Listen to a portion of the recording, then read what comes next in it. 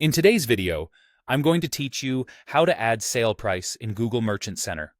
By the end, you'll know exactly where to go and what to enter, so your discounted price shows correctly in your product listings. First, open your browser and search for Google Merchant Center.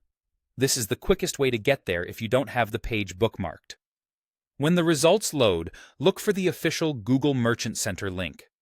It should point to a Google domain and show the padlock icon, which helps confirm you're in the right, secure place. Click the correct URL to open Merchant Center. If you're prompted to log in, sign in with the Google account that manages your Merchant Center property. It's best to use your business account so you have the right permissions, and make sure you're in the correct Merchant Center account if you manage multiple stores. Once you're in, head to the left-hand navigation. Go to Products, then choose Products to open your full catalog.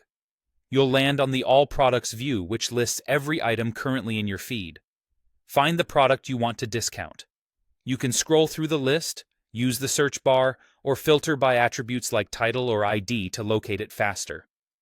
When you see the correct item, click the Edit icon, often shown as a small pencil. This opens the Product Detail panel where you can adjust certain attributes. Scroll down until you see the section labeled Price, Condition, and Availability. Here, you'll keep your regular price as the base price and add your discounted amount in the sale price field. Make sure the sale price is lower than the regular price and uses the correct currency for your account. For the best results, consider setting the sale price effective dates so the discount starts and ends exactly when you want. If you include dates, use the correct time zone to avoid ending a sale too early or too late.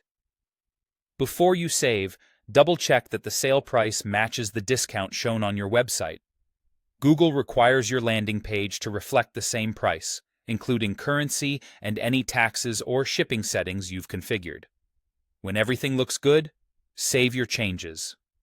After saving, allow a little time for Google to process the update. You can revisit the product later to confirm the sale price is active. If you don't see the change immediately, that's normal. Processing can take a short while. And that's it. You've added a sale price to your product in Google Merchant Center, setting you up for clear, compliant, and compelling discounts in your listings.